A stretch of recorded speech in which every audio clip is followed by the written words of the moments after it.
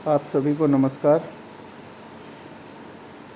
जैसा कि मेरा जो पुराना चैनल था उसमें मैंने सारे वीडियो इंग्लिश में डाले थे, तो कई लोगों ने कहा कि आप इंग्लिश में वीडियो डालते हैं, इसलिए इस बार मैं बहुत ही आसान तरीका आप लोगों को सॉइल से टोटल ऑर्गेनिक कार्बन निकालने के लिए आज बताने जा रहा हूँ। बहुत ही आसान और सरल भाषा में मैं बताऊँगा। सबसे पहले मैं आपको बता दूँ कि उसके लिए ग्लासवेयर्स और इंस्ट्रूमेंट्स की जो ज़रूरत पड़ेगी। सबसे पहले हमें एक ब्यूरेट चाहिए होता है, ब्यूरेट टाइट्रेशन के लिए, और 500 ml कॉनिकल फ्लास्क, और हमें केमिकल बनाने के लिए ये 1000 ml का वॉल्यूमेट्रिक फ्लास्क 2, और एक डाइफिनाइलएमिन इंडिकेटर बनाने के लिए। तो सबसे पहले मैं आपको ये बता देना चाहता हूँ कि क्या क्या ये ग्लासवेयर्स यूज़ हो रहे हैं। मेजिंग सिंडर्स, ब्यूरेट, कॉनिकल फ्लास्क और ग्लास रॉड। अब मैं आपको ये बताने जा रहा हूँ कि रिएजेंट कौन कौन से बनाए जाते हैं और वो कैसे बनाए जाते हैं। सबसे पहले हमारा पहला रिएजेंट है 1 नॉर्मल का पोटेशियम डाइक्रोमेट। पोटेशियम डाइक्रोमेट, इसको कैसे बनाते हैं ये बड़े ध्यान से सुनिएगा आप लोग, इसलिए मैं बहुत धीरे धीरे और बहुत ही आसान भाषा में आपको बताऊंगा और हिंदी में ही बताऊंगा। तो डिज़ोल्व 49.04 ग्राम AR ग्रेड K2Cr2O7, मतलब 49.04 ग्राम K2Cr2O7 मतलब पोटेशियम डाइक्रोमेट आपको लेना है 49 ग्राम, यानी 49.04 ग्राम आप लेंगे। और इसको 1000 ml का जो वॉल्यूमेट्रिक होता है, इस तरीके का, ये जो आपके सामने दिख रहा है, ये 1000 ml का वॉल्यूमेट्रिक है। इसमें आप लेके इसको डिज़ोल्व करेंगे। डिज़ोल्व मतलब घोलना। इसको बहुत ही आसानी के साथ आप इसको डालेंगे और थोड़ा सा डिस्टिल वाटर डालने के बाद इसको घोलेंगे और पूरा इसका वॉल्यूम जो है 1 लीटर तक मेकअप कर देंगे। यहाँ आप जब भी देखेंगे कोई भी वॉल्यूमेट्रिक होगा उसमें एक निशान बना होता है, उस निशान तक बड़े आसानी के साथ इसको आप घोलने के बाद और इसका वॉल्यूम मेकअप कर देंगे। अब आपका दूसरे नंबर का रिएजेंट आता है फेरस अमोनियम सल्फेट। तो ये जो फेरस अमोनियम सल्फेट होता है फ्रेंड्स, मैं आपको बता दूं, फेरस अमोनियम सल्फेट कभी कभी क्या होता है कि वो पुराना हो जाता है तो उसका कलर ब्राउन हो जाता है, मतलब ऑक्सीडेशन के कारण। तो ये आप हमेशा ध्यान दीजिएगा कि आप जो फेरस अमोनियम सल्फेट यूज़ कर रहे हैं उसका कलर हमेशा ब्लूइश, हल्का ब्लूइश या हल्का ग्रीन टाइप का होता है, वही फेरस अमोनियम सल्फेट आपको यूज़ करना है। अगर वो ब्राउन हो चुका है तो उस फेरस अमोनियम सल्फेट को आप कभी भी मत यूज़ करिएगा, नहीं तो आपका जो रिज़ल्ट है वो सही नहीं आएगा। इसलिए हम दूसरा रिएजेंट हमारा जो है 0.5 नॉर्मल फेरस अमोनियम सल्फेट, इसको बनाने के लिए हम क्या करेंगे, 196 ग्राम फेरस अमोनियम सल्फेट को लेंगे। और क्योंकि मित्रों मैं पहले से बना चुका हूँ इसलिए मैं आपको बस बता रहा हूँ कि आपको वो साल्ट को लेना है और लेने के बाद उसको इस तरीके का एक वेइंग बैलेंस होगा, उस वेइंग बैलेंस में आपको वे कर लेना है और वे करने के बाद सीधे उसको जो है जैसे जैसे मैं बता रहा हूँ वैसे आपको डिज़ोल्व कर लेना है।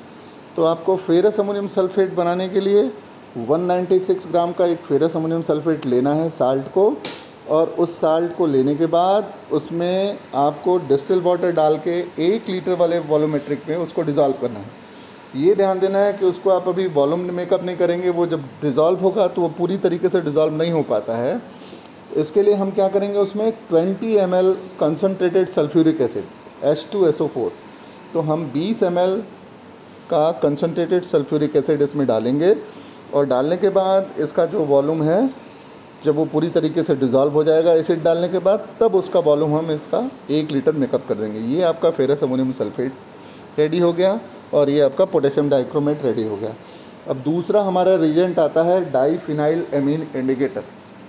डाइफिनाइलएमिन इंडिकेटर को बनाने के लिए हम क्या करेंगे, 0.5 ग्राम डाइफिनाइलएमिन इंडिकेटर लेंगे और उसको डिज़ोल्व करने के लिए सबसे पहले 20 ml क्या करेंगे, 20 ml डिस्टिल वाटर लेंगे। सबसे पहले क्या करेंगे, 0.5 ml को हमने वे किया और 20 ml डिस्टिल वाटर लिया, ठीक है। 20 ml डिस्टिल वाटर लेने के बाद उसमें 100 ml सल्फ्यूरिक एसिड डालेंगे। 100 ml सल्फ्यूरिक एसिड डालेंगे। अब ये ध्यान दीजिएगा आप कि सल्फ्यूरिक एसिड कंसनट्रेट होता है और जैसे ही वाटर में उसमें हम डालेंगे तो वो रिएक्शन करना शुरू करेगा, इसलिए बहुत ही आराम से, बहुत ही धीरे धीरे, एक बार में ही सारा सल्फ्यूरिक एसिड आप नहीं डाल देंगे, नहीं तो वो पूरा बम्प करके ऊपर आएगा और आप जल सकते हैं। इसलिए ये प्रिकॉशन आपको करना है उसमें, और बहुत ही धीरे धीरे दीवार के सहारे जो भी ग्लासवेयर आप यूज़ कर रहे हो बनाने के लिए, जैसे, और हमने ये पहले से बनाया हुआ है इसलिए इसको ब्राउन बॉटल में रखते हैं। ब्राउन बॉटल में इसलिए रखा जाता है ताकि सनलाइट्स वगैरह और न पड़े, जिससे इसमें कोई रिएक्शन ना हो, इसलिए हमेशा इसको ब्राउन बॉटल में रखते हैं।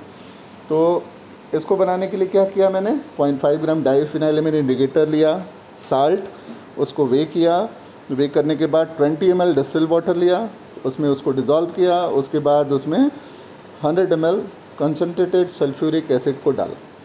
सल्फ्यूरिक एसिड डालने के बाद वो पूरी तरीके से डिज़ोल्व हो जाएगा और उसको इसी तरीके से एक ब्राउन बॉटल में हम रख लेंगे। अब तीसरा हमारा जो चौथा रिएजेंट है कंसनट्रेटेड सल्फ्यूरिक एसिड, ये जो बना concentrated sulphuric acid already market में अवेलेबल होता है। ये इसमें कुछ नहीं करना है, ये पूरी तरीके से जैसा है एज सच हमें आगे जिस हिसाब से मैं प्रोटोकॉल बता रहा हूँ उस हिसाब से आपको यूज़ करना है। तो ये हो गया। और पांचवा हमारा रिएजेंट होगा 85% आर्थोफॉस्फोरिक एसिड। अब फ्रेंड्स कुछ नहीं करना है, ये देखिए हमारा एक ये 500 ml का जो कोनिकल फ्लास्क है, इसमें हमने 1 ग्राम या 2 ग्राम जो जितना भी सॉइल आप लेना चाहें उसको हमने लिया, और लेने के बाद उसमें 10 ml आपका ये देख रहे हैं, ये इसका कलर जो है ऑरेंज कलर का होता है। ये इसको हम ये क्या है, इसको क्या बोलते हैं, पोटेशियम डाइक्रोमेट। पोटेशियम डाइक्रोमेट को हम 10 ml इसमें डालेंगे।